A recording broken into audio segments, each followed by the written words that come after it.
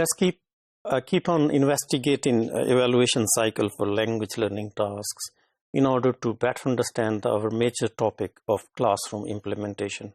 And remember, we've got this subtopic from Michael Breen's article, and now we're going to see three phases of the task as discussed by Michael Breen, right? So before I discuss the three phases of the task, I would just like you to think through these questions here. Are you familiar with the notion of three phases of task? What are, in other words, the three phases of task? Before I discuss, right, do you use task-based language teaching technique in your own teaching context, right? And how do you divide tasks into its different phases into your own teaching context?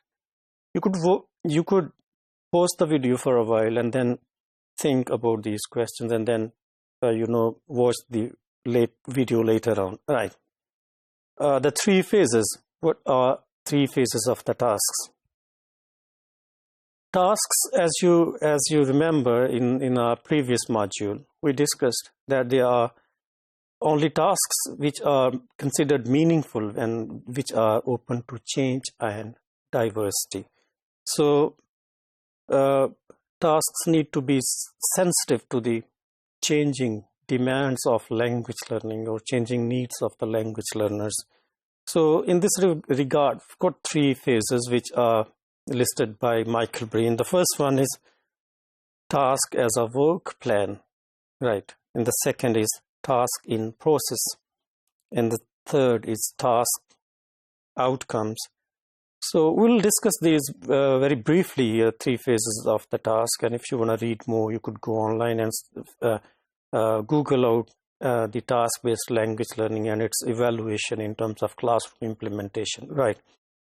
But remember, when we are dividing tasks into its three different phases, we need to be very careful while designing them, right? Because tasks is a very much, wide notion of language teaching, and it has been defined by different researchers in different ways. But we are just going to stick to the notion of three phases presented by Michael Breen here, right?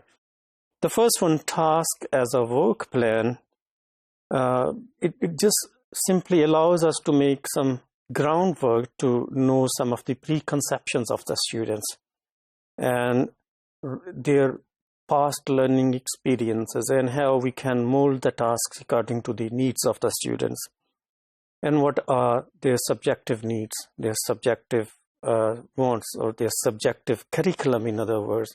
So this is how this task as a work plan allows us, it gives us an opportunity to see what students want actually in the classroom, right? So it's important when we are going to evaluate the language learning tasks while implementing curriculum in the classroom, how these tasks actually help promote the knowledge, capabilities, and skills of the students, right?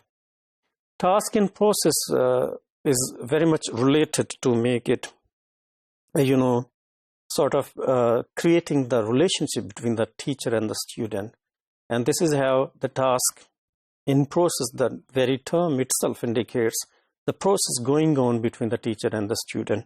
So there could be some problems cropping up, and the teacher might feel the need to redraw the plan. And task outcomes, the third one, actually helps analyze what has already been learned.